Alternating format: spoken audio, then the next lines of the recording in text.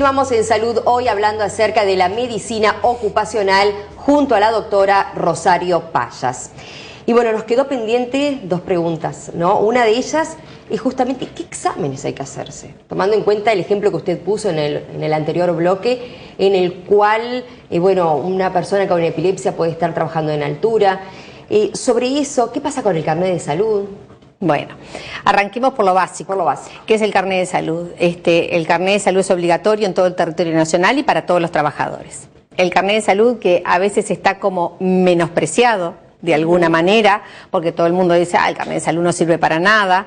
Sí son exámenes muy básicos, sin duda, porque en realidad lleva 4 exámenes paraclínicos, lleva el examen de orina, lleva la glicemia, lleva el colesterol y lleva el VDRL como obligatorios. ¿Para qué?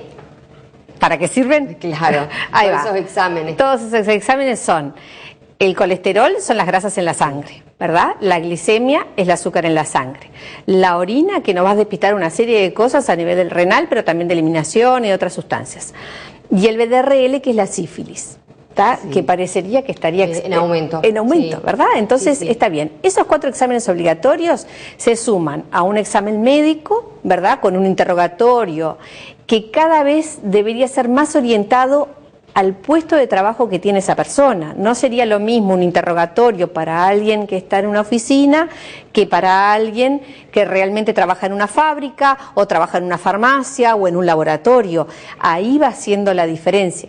No todos los carnets de salud, y por ahora el Ministerio de Salud Pública no lo ha diferenciado, pero sí va dándonos a nosotros, y nos va dando a las diferentes clínicas que vayamos teniendo esa orientación, ¿verdad? Por otro lado, ese carnet de salud básico diferencia a su vez el hombre de la mujer y se aprovecha desde el Ministerio de Salud Pública esa instancia para hacer obligatorio el Papá Nicolau y la mamografía para la mujer, ¿verdad? Sí. Entonces, 2 exámenes netamente preventivos de salud de la mujer y desde el punto de vista oncológico con las cifras que tenemos lamentablemente en nuestro país. ¿Y qué pasa con lo físico, no? Porque y con lo físico va todo el examen físico que también hay trabajos que son demasiado pesados, por ejemplo. En el examen físico, el médico del carnet de salud debe estar mirando no solo corazón y ocultando y tomando presión, que son elementos fundamentales. Tenemos un índice de hipertensión en nuestro país bastante elevado, incluso en personas jóvenes, sino que también tiene que ver qué pasa con el abdomen y a su vez qué pasa con la columna, qué pasa con la vista, qué está pasando con el oído. Entonces, de alguna manera tenemos que pensar que la masa joven trabajadora generalmente está lejos de nosotros, generalmente está lejos del médico. No es normal que un joven que no tenga nada vaya al médico, incluso en la mediana edad, en los 40, 50 años. Es poca la mentalidad preventiva en este país. Entonces el carnet de salud, mal o bien, cada 2 años nos obliga a ir despacito a por lo menos ir al médico, y ese médico encargado de ese carnet de salud por lo menos tiene que darle una referencia de que sí tiene que ir, y el carnet de salud no se tiene que dar al azar, ¿verdad? Aparece un colesterol elevado y bueno, hay que darle esa orientación. Los carnets de salud se dan siempre se pueden limitar en el tiempo. Solamente no se dártelo por 2 años, te lo pueden dar por 6 meses, porque o tenés la salud bucal alterada o tenés la glicemia alterada, entonces te obligan a ir a tu médico tratante, ir a descubrir si tenés una glicemia alterada puntual o tenés una diabetes, lo mismo con el colesterol o con las cosas que vos encuentres, ¿verdad?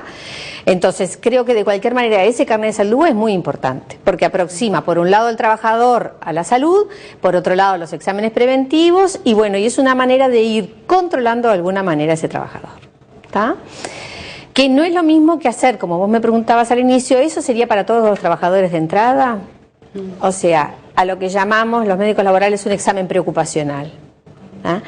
El examen preocupacional obligatoriamente tiene el carnet de salud, pero a veces tiene más cosas, ¿tá? Cuando uno está pensando en un trabajador en la altura, en realidad uno en el examen médico común del carnet de salud le puede buscar algún reflejo, le busca de hecho, pero... ¿Para eso quién lo tiene que exigir, el trabajador o no, el que te va a emplear? El trabajador no lo puede exigir, el patrón solamente tiene la obligación del carnet de salud, pero si el patrón está bien asesorado con el técnico prevencionista y con el médico laboral de la empresa, puede empezar a tener conocimiento de esos riesgos al cual el trabajador está expuesto y que sería bueno que no tuviera ni lesiones preexistentes, como podría ser una epilepsia o podría ser una arritmia, por ejemplo, cardíaca.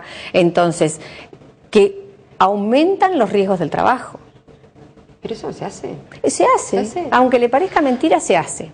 Y cada vez más, porque lamentablemente han sucedido cosas que, bueno, que al empresario lo alertan y lo han hecho. Mire, es un ejemplo que no es de aquí del departamento, pero por ejemplo, Montes del Plata, la empresa de Conchillas, bueno, se diseñó un plan en el cual cada uno de los puestos de trabajo tiene un preocupacional determinado. No es lo mismo un soldador que el que va a hacer el montaje del techo, que el que fue a hacer las carreteras inicialmente para que comenzara la obra.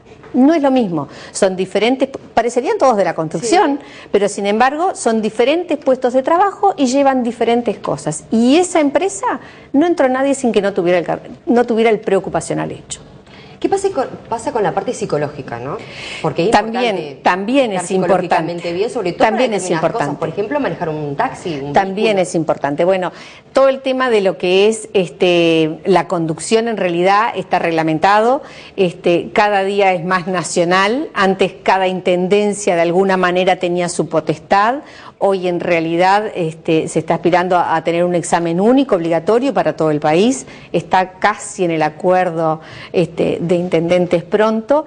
En general están tercerizados en muchos departamentos los servicios para los amateurs, pero para los profesionales, es decir, los taximetristas, los de remis, los de ómnibus, generalmente son centralizados. Es la propia intendencia la que hace esas valoraciones. Y bueno, sí lleva un montón de paraclínicas, lleva toda una parte psicológica, una parte de adiestramiento, visión nocturna, en fin. Todo, obviamente. Todo. Justamente cuando usted habla de la intendencia, ¿no? Que ahora en el Congreso, porque queríamos saber también eso, ¿no? Si el gobierno se involucra. Sí, porque claro. No solamente la medicina ocupacional, que obviamente está muy bien para lo que son las empresas privadas, sino también para el gobierno. Claro, ¿no? claro. Sí, el gobierno se involucra y de hecho tiene que cuidar a sus trabajadores como cualquier otro. Y por lo tanto lo hace. Empresas con mayor riesgo, de repente tienen un cuidado, con menor riesgo tienen otro cuidado. Pero además, desde ya hace algunos años, hay una figura, el cual son las comisiones bipartitas, que cada rama de trabajo tiene que tener una comisión paritaria, se llama, es decir, un grupo por parte de la patronal y un grupo por parte del sindicato, que se sientan a hablar de variados temas, no solo el salarial, también el médico y el preventivo. Entonces son comisiones de salud laboral que se han ido comenzando a armar desde ya hace algunos años, donde se discuten y se tratan cada uno de estos temas en todas las ramas. En todas las ramas, ¿está? Algunas han comenzado con mayor lentitud, como algunas ramas de los públicos, que ha sido más lento y se están formando en este momento, y hay otras de las empresas privadas que ya vienen hace 2 años trabajando en esa forma. ¿Y qué pasa cuando te enfermas en el trabajo? Es decir, por una conducta repetitiva.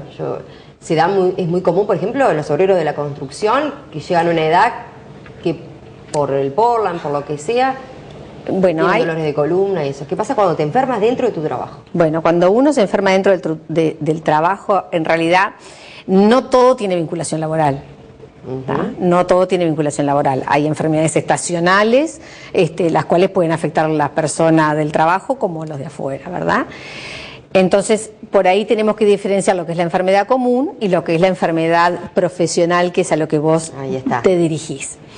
La enfermedad común la tratamos con nuestro médico de cabecera y con nuestro prestador de FONASA, ¿verdad? Llámese acá en el departamento, Mautone o la asistencial o bueno, con el prestador ACE y el Ministerio de Salud Pública, ¿verdad?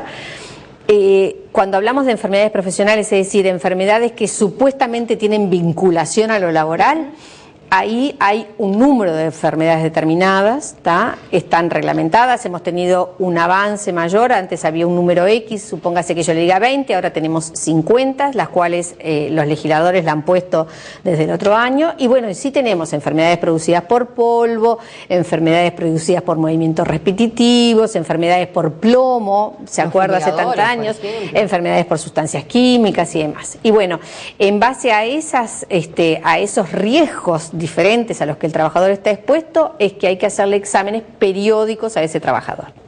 Por ejemplo, alguien expuesto, como pueden ser los que se encargan con agrotóxicos en las plantaciones o diferentes cosas, bueno, ellos tienen que ser controlados semestralmente con un análisis especial que va a ver no cuánto está contaminado, ¿verdad?, sino cuánto puede estar afectado, que es diferente. Y bueno, y ahí se tomarán las conductas, irá al banco de seguros, no irá, se repetirá el examen, en fin, diferentes acciones. Lo mismo con el polvo, no es lo mismo el polvo de la madera que el polvo del cemento que usted dijo, no es lo mismo trabajar en una obra que trabajar en la fábrica de cemento Portland, ¿verdad? Bueno, pero los controles de esos trabajadores también están reglamentados. Hay una ordenanza del Ministerio de Salud Pública, la 145, que nos dice diferentes riesgos, con qué estudio se hace y cada cuánto tiempo. Y hay que cumplirlo. Y hay que cumplirlo. Y hay que cumplirlo. Hacemos una pausa y en el próximo bloque, doctora, vamos a estar dando algunos consejos. Es decir, para el trabajador, pero para el empresario también. ¿Le parece? Bárbaro. Ya regresamos con más Salud Hoy.